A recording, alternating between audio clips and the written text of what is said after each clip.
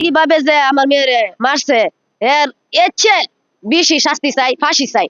মানে তিলে তিলে তিলে তিলে যেন ফাঁসিটা হোক। আমি নিজ চোখে দেখতাম যে এরকম কে আমার নিষ্পাপ শিশুটারে এরকম করতে পারছে, এর মনটা যে এতটুকু কাঁপলো না, এর কি মায়ের সন্তান নাকি অন্য কিছু।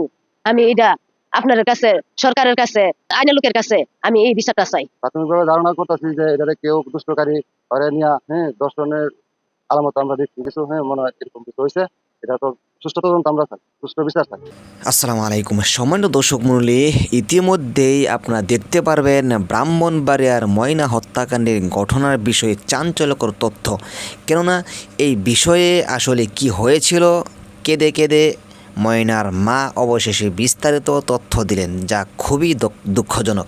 প্রিয় দর্শক মণ্ডলী, তাই দেরি না করে গুরুত্বপূর্ণ ভিডিওটি চলুন আমরা একে একে বিস্তারিত দেখে আসি।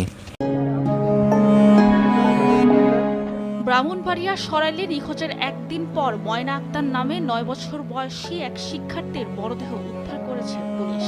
রোববার সকালে উপজেলার শাহবাজপুর ইউনিয়নের ছন্দ মিয়ার পাড়া থেকে মরদেহটি উদ্ধার করা হয়। ময়না ওই পাড়ার বাহরাইন প্রবাসী আব্দুর রাজ্জাকের মেয়ে। সে লতিফ মোস্তারি সরকারি প্রাথমিক বিদ্যালয়ের 5ম শ্রেণীর শিক্ষার্থী ও স্থানীয় একটি মাদ্রাসার নুরানি বিভাগে পড়ত।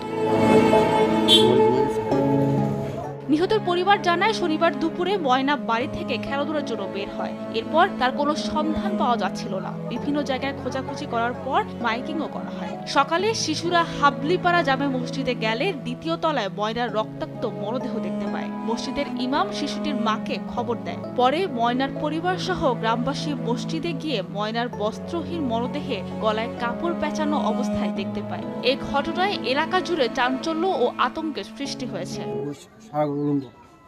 আর আপনার গলাটা বান্ধা ওই শরীর মধ্যে বান্ধা রাখছে, একবার সারা শরীর অলঙ্গর অবস্থা আছে। আর ওনার যে পরনের যে পায়জামা দিয়া তো ওই মেয়েটাকে যেভাবে আমরা পেয়েছি, তার মরদেহ যেভাবে পেয়েছি, এত মর্মান্তিক মৃত্যু আমরা কখনো একটা এত ছোট বয়সের বাচ্চারা আমরা কখনো কামনা করিনি।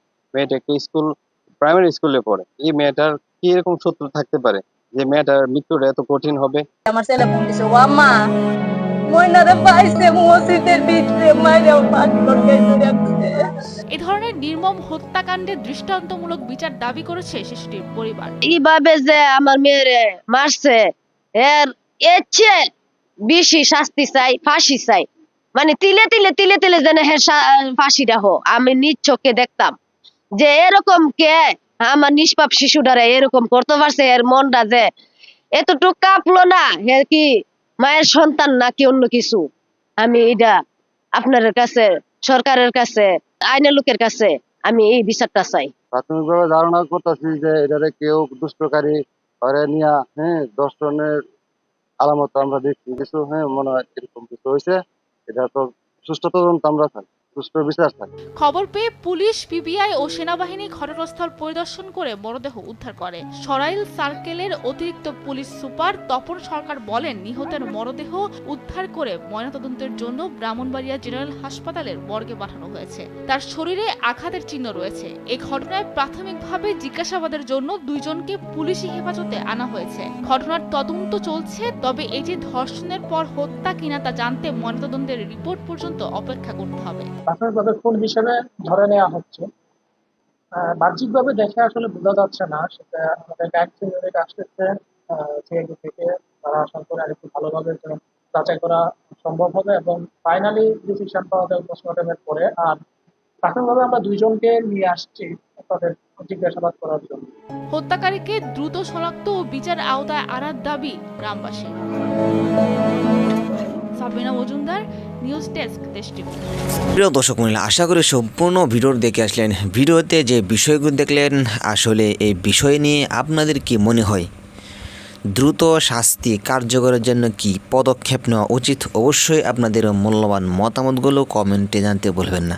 আর যদি এভাবে দেশের গুরুত্বপূর্ণ খবর ও বিশ্লেষণ জানতে চান, তাহলে এখনই চ্যানেলটিকে সাবস্ক্রাইব করে রাখুন। তো আজকের মতো এখানেই শেষ করছি। আবার দেখা হচ্ছে অন্য কোনো নতুন ভিডিওতে। সেই পর্যন্ত সকলে ভালো থাকুন, সুস্থ থাকুন। আল্লাহ হাফেজ।